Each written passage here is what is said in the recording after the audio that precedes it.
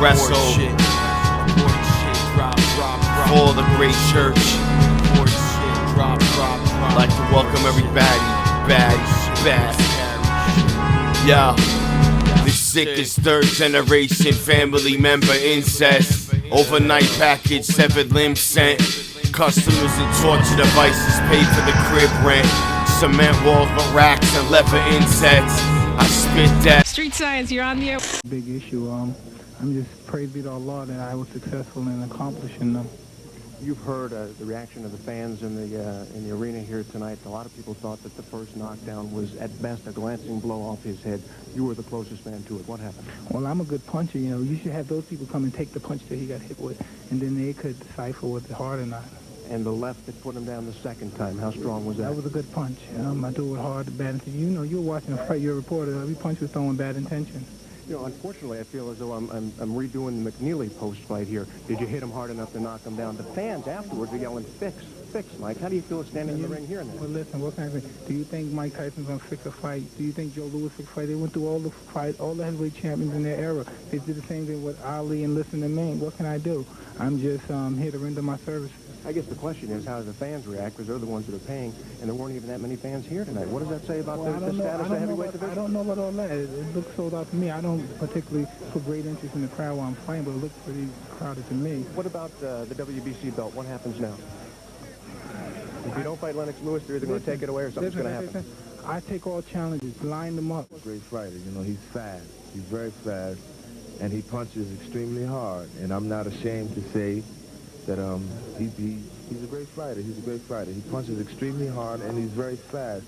And I thought I was on my proper defense. I truly did, but he caught me with a left hook, and he caught me right on the point of my chin. And everybody knows that's the nerve. And that just rattled me, just shook me up. What happened after you got up after the second knockdown? It looked like you were okay and then started wobbling towards the end of the count. Well, I kind of knew he was going to come out after the second knockdown. Yeah, second knockdown. You were down for a while. Looked like you got up and were okay. Like I just said, I was gone. You know, I was. You know, he hit me. I couldn't clear my head in time. It seemed as if Richard Steele was right there on the count. I'm not saying he had a fast count, but he was right there on top of the count, and I just couldn't clear my head in time. And I was staggered. So, Bruce Seldon a loser tonight. Mike Tyson picks up another victory and another championship belt. And just to put the capper on this bizarre evening of boxing, here at the press conference following the fight, they weren't talking about tonight's fight. They were talking about Mike Tyson's next fight with Evander Holyfield. Big Boy's Neighborhood. It is going down. All right now. Mike Tyson in the neighborhood. Mike, I know that it was your fight that night that Tupac got shot at in Las Vegas. Can you just talk about the relationship you've had with Tupac, how that came about, and just how you felt about the whole ordeal? All right, listen, I'm going to tell you, this is the first time I ever met Tupac. Magic Johnson was having a party at the Palladium here on Sunset. Yeah. And I had came out, and some friends of mine were blocking the door. They was holding the party, blocked the door. And it was a young kid. And I said, hey, man, what's up, shorty? It wasn't Tupac, though. And I think it was Shark G. And I said, I told my friend, let him in, man. Come on, man. Let this guy in. And he said, come on in, shorty. And the guy said, oh, excuse me? And he went back and he brought like 200 guys with him. Ooh. So we had to bring him around the back, and Tupac was one of those guys. And so I come in, and Tupac's on the mic. These guys done bullied the place, took the mic, and Tupac's rocking on the mic. And the whole place is going crazy. They're loving it, right? And then I met him. We were talking, just a young, shy kid. And I went to prison, and he wrote me a letter. Then he came and saw me. Then he explained to me who he was. I said, I remember you. You know? And probably was a year before that. And then remember, and that's how we became friends. He kept coming, talking. We talked on phones, and we cultivated our relationship. That's awesome. And we both say when we get out of here, because he was really wild, I said, man, when I'm coming out, you going to be coming in, you know? And that's what happened. And, man, we was always saying we're going to come out of prison, we're going to conquer the world. Everybody's going to know our name. We're going to shock them. And that's what happened. But, you know. Hey, Mike, paint the picture for me. Where were you at when you got the message that Tupac had been shot and days later? I was in my house. I was supposed to meet with him. But I just had a baby, and I'm, you know, I'm a sucker, so I want to hang out the baby and play with the baby and stuff. And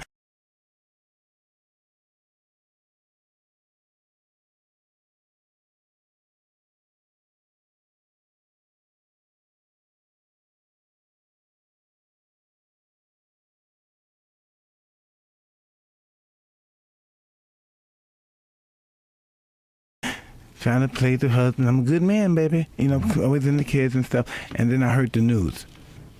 But I was supposed to join those guys. I wanted to hang out with them. Really though? Yes. You were gonna hang out with them that night. Yeah. But you didn't even hang that night. No. I heard that. So when you get the call, the days that Tupac was in the hospital, did you try to go? They wouldn't go let see nobody him? go up there. I heard that, man.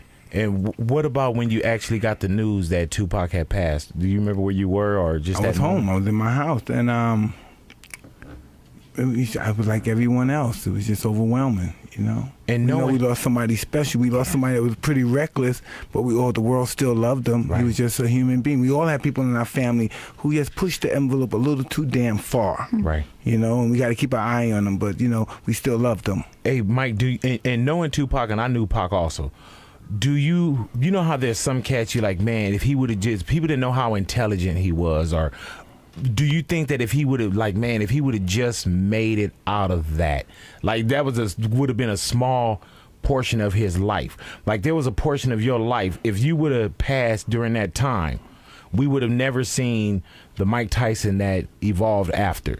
Do you feel like you wish, of course with life, but do you feel like people could have seen the part of Pac that you've seen and what could have become of Tupac? Well, listen, we all have our own relationship with God, our personal relationship with God, and when He calls, we go. Right. That's just what it is. You know, I'm not clairvoyant. I can't see the future, but we all know Tupac was special. Maybe his anger or something was misguided, but we know it all meant well. Mm-hmm. You know, and we just knew that even when he was blurring curses, F this and filth and filth and filth and filth and filth and filth, and we know his pain and we know this is a good person. He'll do anything. He'll come to your show. He's the biggest star in rapping. He'll come to your show for free and perform. Yeah, man. Man, He don't know who you are. He don't even know. He just saw you with a friend of his before and charge you nothing. I heard that. We got Mike Tyson in the neighborhood, big boy.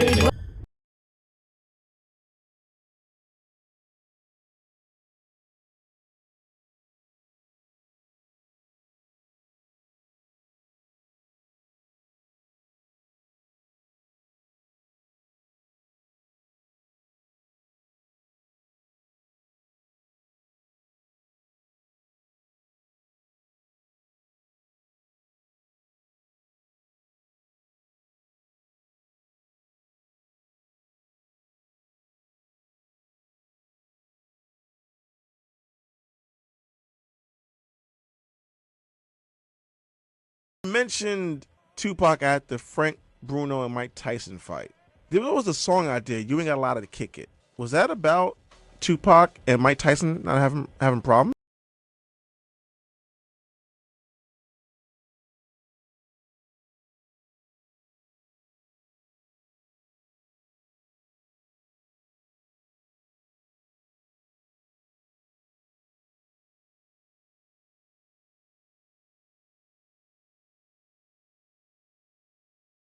Hey, Mike, paint the picture for me. Where were you at when you got the message that Tupac had been shot and days later? I was in my house. I was supposed to meet with him, but I just had a baby, and I'm sucker. So I want to hang out with the baby and play with the baby.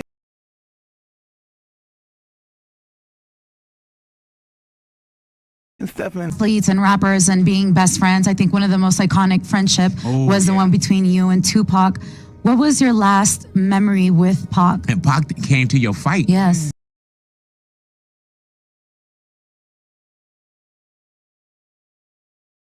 Oh, shit. Mm-hmm. You got tissue?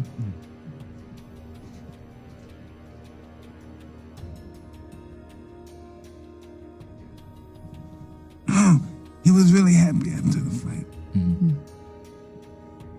He came to the press conference with me, and we were just talking about it.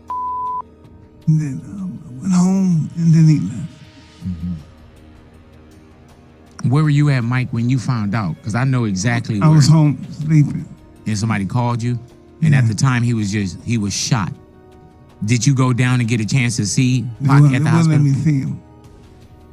There's an iconic picture and just video of where you still got your gloves on, and there's the hug, there's the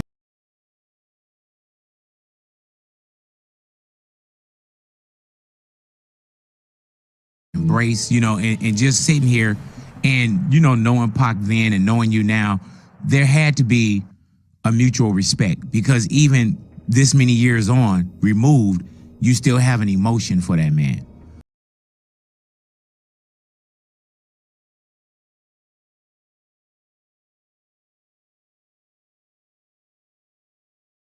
What did Pac mean to Mike Tyson? Man, it was just, it's very difficult to talk about. It was just a young kid that really wanted to be great. And it happened.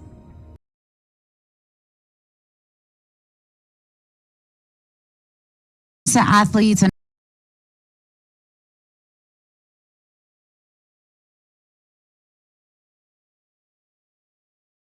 rappers and being best friends, I think one of the most iconic friendship was the one between you and Tupac. What was your last memory with Pac? And Pac came to your fight. Yes. Oh, shit. You got tissue?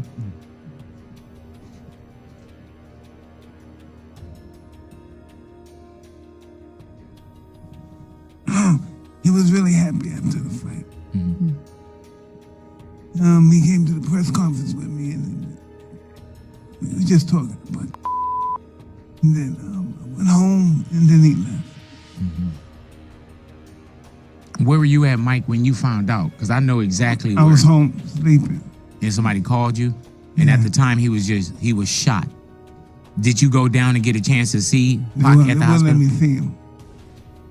There's an iconic picture and just video of where you still got your gloves on, and there's the hug, there's the embrace, and just sitting here and, knowing Pac then and knowing you now, there had to be a mutual respect because even this many years on, removed, you still have an emotion for that man. What did Pac mean to Mike Tyson? Man, it was just, it's very difficult to talk about. It was just a young kid that really wanted to be great. And it happened.